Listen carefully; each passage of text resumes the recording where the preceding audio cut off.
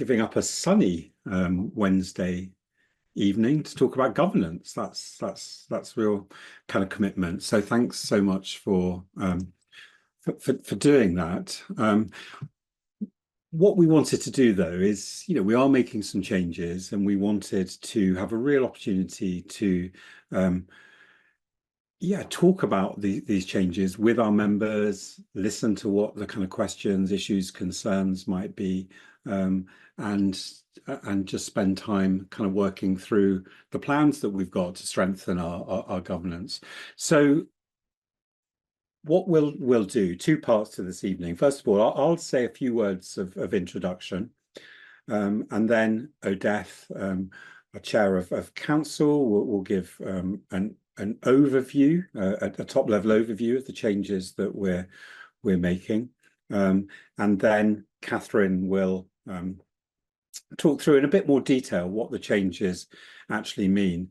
But we want to make sure that we've got good time for discussion, to pick up any kind of questions or queries or suggestions that you have. And we've also got Kate Monroe with us. Kate is our head of governance and compliance and has been doing a lot of the work behind the scenes to make all of this happen.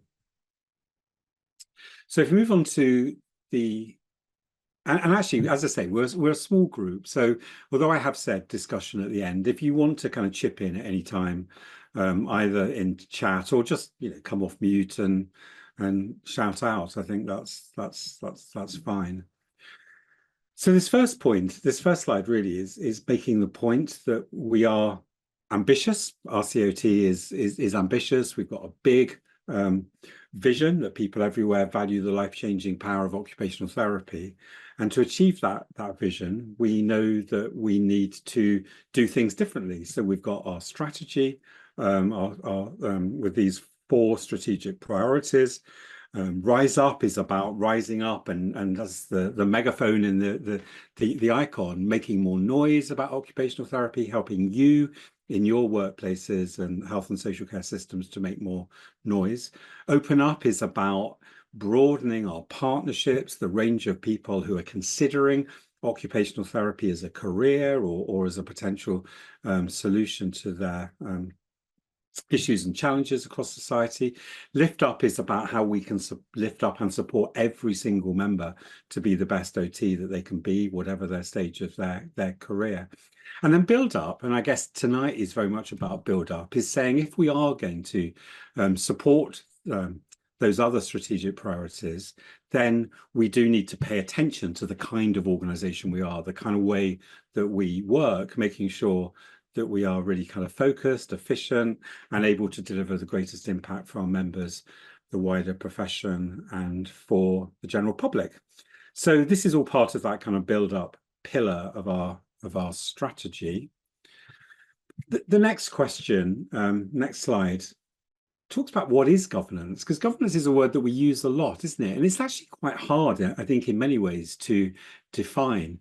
But we do know what bad governance is. When we hear about the post office, for example, and hear everything that's been kind of happening, that I think is a great example of bad governance. Stuff has gone wrong. The organisation hasn't been accountable. It's made the wrong decisions. It's not listened. It's acted illegally, improperly.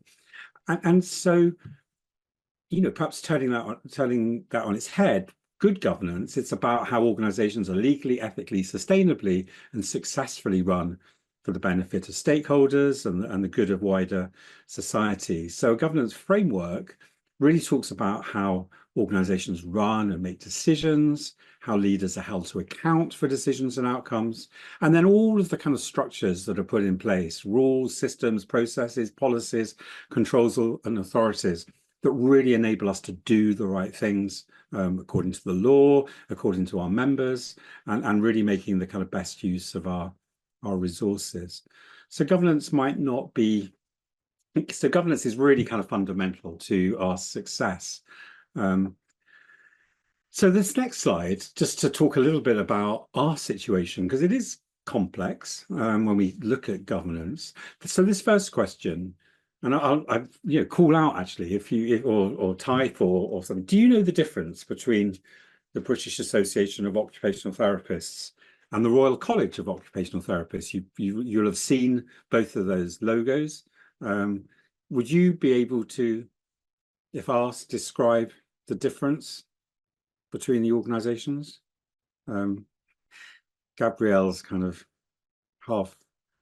Yeah. Well, let's have a. I would have in the past, because many years ago I was in council, but of course the further away you get from it, you forget and it gets blurred again. Yeah. And Emily, yeah, parent company and charity. Yeah, I mean, I think that's getting there. Well, on the next slide, I suppose the kind of answers to the exam question, and I, didn't know any of this actually for probably a few months into being the chief exec, really, where really the penny starts to drop. So BAOT, British Association of Occupational Therapists, is a trade union and a company, whereas RCOT is a company and a charity. So that's that first distinction: trade union, charity. BAOT is governed by company directors, who are known as council members, whereas as a charity, RCOT is governed by trustees, who are known as company directors. So this is the bit that you said, Emily, in terms of that parent company. BAOT owns RCOT, and RCOT is owned by BAOT. So for BAOT, it's company members of the OT members, where for RCOT, there's only one member, and that is BAOT. So that's why, and I guess this is confusing. You are all members of BAOT. That's the kind of direct membership link you have. And although we always talk about everything around RCOT, that's the kind of name that we always use to talk about what we're doing. You're not actually a member of RCOT. We're not going to kind of yeah, well, we'll hopefully clarify some of that. So BAOT is an independent trade union. It outsources that to Unison. That was a decision that the council made a few years ago, that it's kind of more effective. We have a louder voice as part of a bigger organization. Whereas it is RCOT that actually delivers most of the member services. So no employees for BAOT, but a network of members, whereas RCOT actually employs all the staff. So my contract, Kate's contract is with RCOT. So BAOT is regulated by company law and trade union law, whereas for RCOT, it's charity law and company law. So, that's quite kind of complicated, really. And so part of the kind of governance review is really trying to kind of clarify some of this. I think in the past we've almost tried to kind of almost overlook some of the differences actually, and kind of run the organizations together in an integrated way. And that might be helpful in many contexts, but for some it probably isn't. And so that's why we're making some of the changes. So I think, having kind of set the scene, let me hand over to you, Adair. Thanks, Steve. Good evening, everyone. It's lovely for you to take the time to come and sort of share with us our plans for strengthening our governance. So as Steve said, Council are leading on this piece of work, and myself, Catherine, and Paul as trustees are working with Kate, who is our governance specialist. We're also getting some expert legal advice, and we're learning from other organizations as well. And we'll continue to do that throughout the process, because it's going to be a longer term project. We're really keen that we're open with our members, and so that's one of the reasons why we're having these drop-in sessions, so that we can advise you of the changes, so that when it comes to vote, you will be able to vote at the AGM for some of these proposed changes that we're going to be proposing. We know that governance is not everybody's cup of tea, and it may not be interesting for everyone, but we wanted to share it in a way to help you to understand. We want you to talk to us about it, and so we've set up our website where we got all this information. We want also to understand what concerns you may have, so that we can address them as we go. So as Steve also said, we have some very ambitious plans for the future. And as a profession, in order to achieve this, we need to ensure that our governance is effective, so that we're more responsive, so that we're more focused and efficient, and also so that we can deliver the greatest impact for our members and the wider profession. We need to change because our governance has evolved over many years, and in that time, we've also grown and changed. Some aspects of it are out of date. Some of it is more complicated than it needs to be. And in some places, we're not as compliant as we should be. So we need to strengthen our governance so we're fit for purpose, both for today and for the future. Essentially, we're doing this because we need to safeguard our future. If we don't change now, we run the risk of not making the best decision for members and having regulatory intervention imposed upon us, and we'd like to avoid that at all costs. Next slide, please. Okay. So what are the benefits for our members? By making these changes, we're hoping that you can be confident that your membership body is fit for purpose and that we're following good practice. We also want to reassure you that we're legally compliant, and we also want to reduce the risk of regulatory intervention. We want you to trust that informed decisions will be made by the majority of elected occupational therapists, working together with individuals who will each have experience in additional and specific subject matters.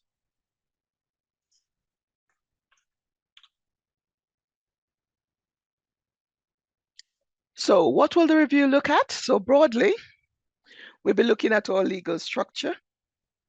Over approximately 3 years, this review we're planning to undertake it over around 3 years. So firstly, we'll be looking at our legal structure. We'll be looking also at compliance with charity, trade union, and company laws to ensure that we're following their regulation and that we're observing good practice. We're looking at how council can get the expertise that it needs to govern all key aspects of the organization. So as current council members, we're not all experts in all the fields and the areas that we need, but we're also mandated to have a look to ensure that when we're talking to our senior leadership team, we are still signing off lots of important information that we don't necessarily have the skills to do. So by expanding our council, we're hoping that we'll bring on those skills that we're lacking at the moment in council. We want to be transparent, and we want to ensure that we're accountable in how we run and how we make those decisions. We also want to ensure that we will be looking at the differences between BAOT and RCOT, and we want to ensure how our governance can support a stronger unified message on the things that are important to us as a profession. So, as I said before, this is a long-term project, and we'll be working on it over the next 2 to 3 years. So we're taking this time to ensure that we get it right, but also so that we can undertake a comprehensive review, that we can engage with you, our members, and that we can change at a pace that the organization can manage. So this year, it's all about getting our house in order. So we'll be updating our charity rules. Those are our articles of association, so that they are fit for purpose and that they improve, so that we can improve our decision-making and compliance. And as I mentioned before, reduce that risk of regulatory intervention. By bringing in other expertise such as finance to support our elected directors, so that we can run different aspects of the organization effectively. And we're hoping to create clearer distinctions between BAOT and RCOT. The second phase, which will be 2025 into 26, we'll be looking to the future. And so we'll be having the governance model that will best serve us as the future BAOT and RCOT. And this will mean looking at things like our overall legal structure and whether and how we can make it a bit more effective, as well as the makeup of our governing bodies to see long-term what roles, experience, and knowledge that we will need. So 2 phases. And at this point in time, we're going to focus today on phase 1, and I'll now hand over to Catherine, who's going to talk us through some of the proposed changes. Thanks, Edith. So moving on to the next slide, the first area that I'd like to talk through is how we're looking at approving these proposed changes. So first, we're going to be doing things slightly differently this time from how it's been done in the past. In the past, we've put everything to a members' vote. However, in the future, where legally we can, Council will be voting in some of the changes. That's one of the reasons why we're sharing these changes early on, and in a way that is easy to understand depending on how interested you are in governance. We've created a hub on the website so you can read about the changes to get a quick overview or dive into the detail if you're interested. And that's also been available in the OT News. We've had these drop-in sessions, and there's also an opportunity to send in any further questions. By doing this, when we get to the AGM, we'll understand how members feel about the proposed changes. At the AGM itself, members will be presented with the amendments to both the BAOT and RCOT articles. Members will vote on the proposed changes to the BAOT articles because they are company members of BAOT. And just after the AGM, Council will vote on the proposed changes for the RCOT articles. Council will be voted as elected member representatives, having first sought members' views through all these other opportunities I've spoken about. We're doing this because legally BAOT has the only company member of RCOT. So as Council, we are the ones who should vote in the RCOT changes. So on the next slide, talk about what we're focusing on. So our lawyers have recommended that we make changes this year to meet our legal duties and Charity Commission expectations. Their advice is that we, as Odette mentioned, get our house in order first. To do this, we have 3 priority areas to focus on. The first is to create clearer distinction between BAOT and RCOT and their roles and responsibilities. The directors, that's us as council members, have a legal duty to act in the best interest of the charity. And in order to do this, we can't be in a position where the duty to the charity conflicts with any of the interests or loyalties to another person or organisation. At the moment, the BAOT Council and RCOT Council's meetings are run together. This makes it difficult for us to demonstrate that RCOT Council, we are acting solely in the interests of the charity, or that as BAOT Council is focused more on its core purpose. Each organisation, that's BAOT and RCOT, should focus on carrying out the purpose they were established for, which is set out in the rules, those articles of association, and have clear documentation to support how finances, responsibilities and decisions are managed between these 2 organisations. With clearer distinction and greater awareness of the roles and purpose of each of these organisations, we can then ensure both deliver their objectives. The second is to have the right expertise to ensure that resources are managed responsibly. Managing resources is one of our legal duties as trustees. To do this, the Charity Commission expects charity boards to regularly consider the mix of skills, knowledge and experience that is needed to govern, lead and deliver the charity's purpose, and that's within the Charities Governance Code. On councils, while we each have a range of experience, knowledge and skills, we are not experts in areas such as finance or marketing. And it is our duty, however, to challenge the management team and make decisions in these areas. The third is that we need to have some administrative changes to these rules, to the articles. Our rules are written in a very outdated way. They include items that aren't legally necessary and aren't always compliant with current law. Some are unnecessarily restrictive, some are contradictory in places, and missing some of the required items. So those are the 3 areas that we're going to be focusing on. So if we look at the next slide, our governance now. So I want to show the broad outline of what our current governance structure looks like. As you can see, BAOT and RCOT councils are both formed of the same, and made up of the same 9 elected directors. BAOT is the trade union, RCOT is the charity. And we have the Audit, Investment and Risk Committee advising on statutory and internal audits, risk management and investments. If we go on to the next slide, we can look at what we're talking about in terms of creating the clearer distinction and managing these resources. So the first is to have a clearer distinction between the 2 governing bodies. So one of them is to change the name of the RCOT Council to the RCOT Board of Trustees and hold separate meetings of each governing body. The second is to bring in specific business subject matter expertise onto the RCOT board to support us. We're already well served, as I said, about experience and expertise on council, but it's those specific skills such as marketing that we are not experts in, but we have to make decisions about. We want to expand the skills and knowledge and experience that we have as a team so that we're best placed to achieve our strategic ambitions and deliver our value for money for our members and meet our Charity Commission expectations. Between us, we have a wealth of experience, but we need to make sure that we have the correct skills around the table. We want to supplement these skills that we have as occupational therapists and strengthen our ability to challenge where needed. As elected occupational therapists, we will always be in the majority. This isn't a way about taking away seats from an occupational therapist, but about bringing in additional people to deliver the skill sets that we need. To do this, we want to change the articles so that we can recruit up to 4 new trustees to support the elected and majority trustees. We will continue to have 9 elected occupational therapy trustees, plus now the 4 recruited trustees, making 13 in total. Linked to this, the third change is to create a people and nominations committee to improve how we elect and recruit to council and the board of trustees, including these new trustee roles. This committee will advise on the subject matter skills that we need and oversee a transparent recruitment process, including having an elected council member on that recruitment panel.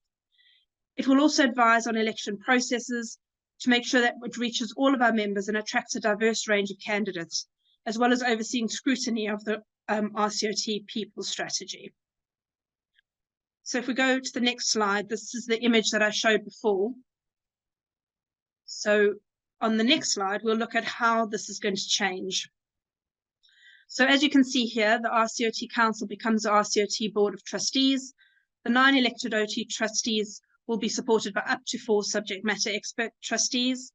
And there will be a people and nominations committee, which will lead on the recruitment and election processes, as well as oversee the RCOT people strategy. So going on to the next slide. One of the things I mentioned was tidying up our operational rules. So the final group of changes that we're proposing for this year are looking at tidying up those rules, those articles of association. These are the administrative changes, predominantly to the RCOT articles, with a few priority BOT ones, which will look at further BOT ones in the next year. These changes will broadly look at refreshing and simplifying the language, making RCOT roles and responsibilities of the charity clearer, and removing any confusion about the 2 organisations' legal status.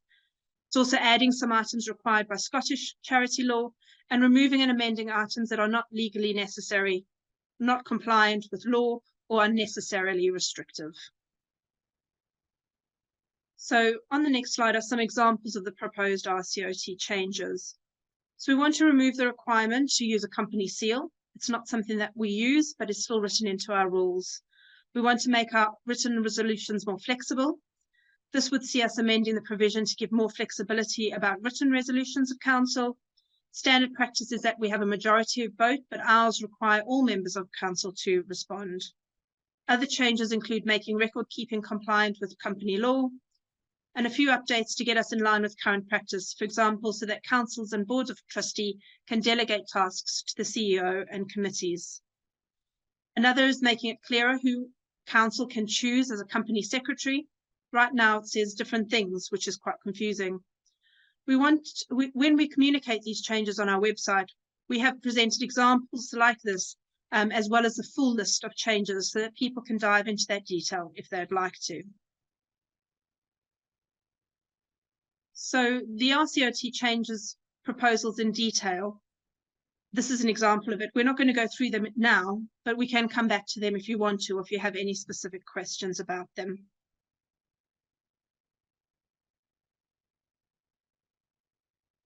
So again, these are details of the clarity and administrative adjustments we'd like to make.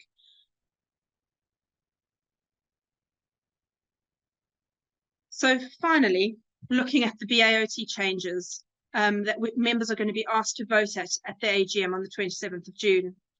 There is a reason for us making each of these changes, and I'll go through those now. So providing clarity on voting rights so that the right to vote on written resolutions matches the right to vote at meetings, and clarifies that members have the right to appoint a person as a proxy, and this will ensure articles are clear on members' voting rights that are enshrined in company law. Amending references to the length of time records must be kept to ensure that we're compliant with company law. There are amendments so that members' decisions can't be made by written resolution. This is unlikely to be in practice, but will bring articles in line with what is allowed under company law. Removal of a clause stating council can co-opt additional council members. This is because co-options are not allowed under trade union law. Amendments of the clause related to removing council members for reasons of mental disorder. This now states that somebody can be removed from council if council reasonably believes that they're unable to manage their professional affairs. This current clause is out of date and potentially discriminatory. The proposed clause aligns with good practice that allows council to fulfil their duties to the organisation, providing a duty of care to fellow council members. An amendment so that council can make decisions outside of meetings if the majority agrees, and putting stronger controls around the process for doing this. This current clause is too restrictive, and the proposed changes aligns with articles with good practice. So we've spoken quite a lot about what is changing. So what is not changing? So our plans are to strengthen governance, and we're aware that there's a lot to take in. So it's really important to focus on what is not changing. The purpose of both BAOT and RCOT remains the same. We might clarify the wording in the articles where it is needed to discuss, as discussed, but we will not change the fundamental purposes. BAOT will continue to be your trade union with union activity outsourced to Unison, and RCOT will continue to carry out charitable activities on behalf of BAOT. We will continue to hold a BAOT AGM every year, and will hold an RCOT open meeting alongside that BAOT AGM. Your legal rights and responsibilities as members are not changing, and we'll continue to publish our Council and Board of Trustee minutes for members and continue working on improved transparency. This is not going to change. So just before we open to discussion, I just want to recap what the benefits to members that Odette mentioned before. By making these changes, you can be confident that your membership body is fit for purpose and following good practice. You can be reassured that we're legally compliant with the risk of regulatory intervention significantly reduced, and trust that the informed decisions are being made by a majority of elected occupational therapists, working together with individuals who have experience and expertise in different business areas. So that's the end of the overview. It's a lot of information, we know, and a lot of detail. So we're going to open up now for discussion and questions. And as Steve mentioned, we are a small group, so please, jump in to comment, ask any questions, or if you've got any comments you'd like to share. Thank you.